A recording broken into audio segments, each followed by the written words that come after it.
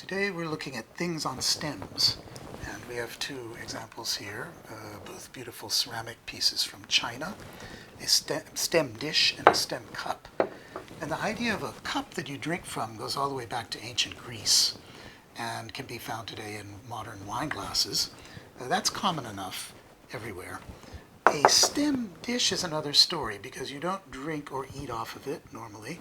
It's about raising things up to pay respects, to give honor to people and things. And in the West, it's not that we don't pay respect or give honor, but it might not be the main priority. So let's take a look at this stem dish and others and see the broader world that this is a part of.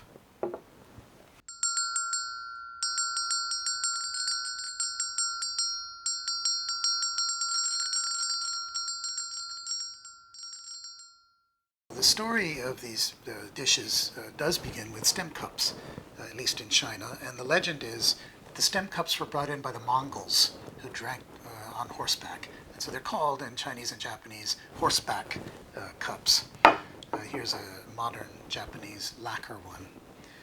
But at some point in maybe the 9th or 10th century, the Chinese developed these stem dishes which were putting on altars.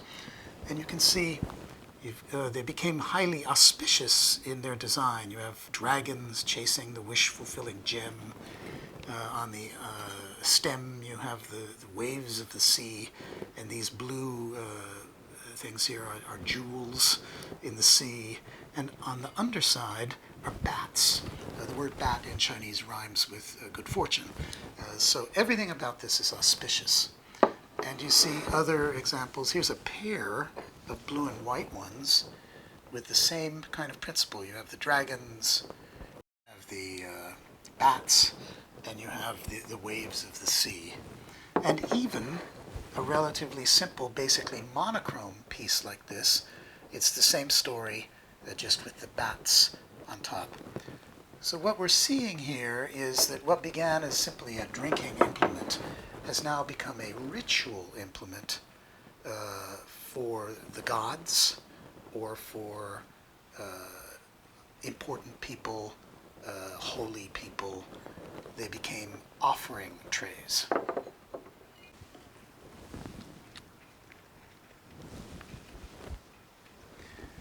I've just created a Thai-style flower arrangement using our Japanese flowers in a Thai stem dish, which is called a pan. And of all the countries of East Asia, this tradition might be the most important in Thailand. It's very old. It predates China. We find early ones made out of earthenware, prehistoric pieces at 200 BC. But by the time you get into 10th century Angkor Wat, they're making them out of bronze. By the 16th century in Thailand, they're making them out of celadon. And nowadays, they're in every possible form, in gold, in silver, in enamels, a lacquer. They can be tiered, multi-tiered from large to small. And of course, the very symbol of the nation, the Constitution that was granted by the king in 1936, is still preserved, sitting on a pan. And that concept was then incorporated into a great monument called the Democracy Monument at the heart of Bangkok, in which you see the Constitution on its pan. But of course, in Thailand, when we think of pan, I think we very often think of flowers. Pan can be used to offer garlands, to build quite elaborate flower arrangements on them. It's part of the give and take in the traditions of respect. And of course, in northern Thailand, they dance with pan. They fill them with flower petals and carry the pan and sprinkle the petals as they go. พี่น้องชุมชนนะครับได้นำเอาเครื่องสระสโลงพร้อมน้ำขมิ้นส้มปล่อยนะครับเข้าร่วมพิธีอากาศแม้จะร้อนแต่ใจเย็นๆนะครับเพราะว่าวันนี้เป็นวันสำคัญของเมืองเชียงใหม่ค่อยลำดับลำดาพิธีการค่อยเคลื่อนหัวนะครับต้องมา Stem dishes went on to have a life of their own in Korea and Japan, and this is a Korean version to be put on an altar, made of that wonderful rough Korean whiteware. And this is something you will see in shrines all around Japan, made of unvarnished, unpainted wood. And it's an offering tray, and they'll put salt or an apple or vegetables or a fern. And this is placed on the high altar at Shinto ceremonies. Meanwhile, Japan had a rather different kind of development, which is really unique to Japan, and that was these high raised stands on these very slim columns. And it began in the Heian era, say 9th or 10th century, when nobles could not just eat on the floor. Everything had to be served on high. And that continued until today, and they're still used in some kinds of Shinto ceremonies and in tea ceremony. And there was one other thing that came in, and that's this. This is a kind of classic arrangement of 3 tea bowls on 3 stands. The concept of taking a precious tea bowl and putting it on a raised stand came from China. And by the 16th century, this is what high tea masters did in high or important tea ceremonies. And this also continues. And today, the stands for the tea bowls and the high raised dishes are used in what they call high tea ceremonies.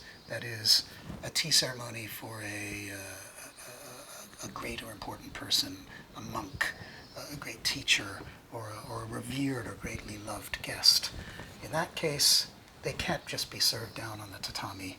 Everything should be raised up. These tall utensils are only used in rather special tea ceremonies, supposedly offering to a VIP or superior person of some type. It's not something you could usually see. And so I've asked my old friend, Moriya Michiko Sensei, to demonstrate for us what a kinindate, this special kind of tea ceremony, would be.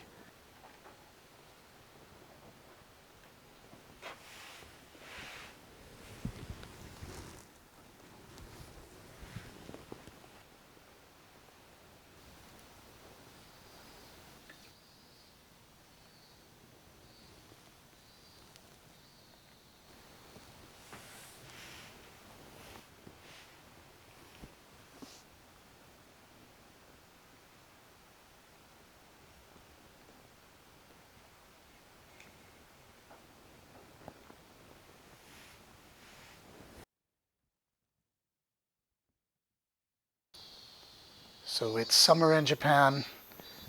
The cicadas are humming, and it's time to have my tea. And it's traditional that you start with the sweet and then have the bitter. So first I'll have my sweets.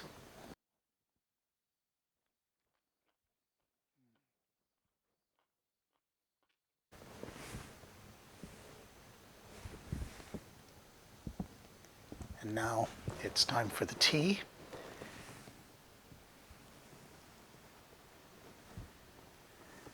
Which I lift up once in gratitude to Michiko-san and to the universe.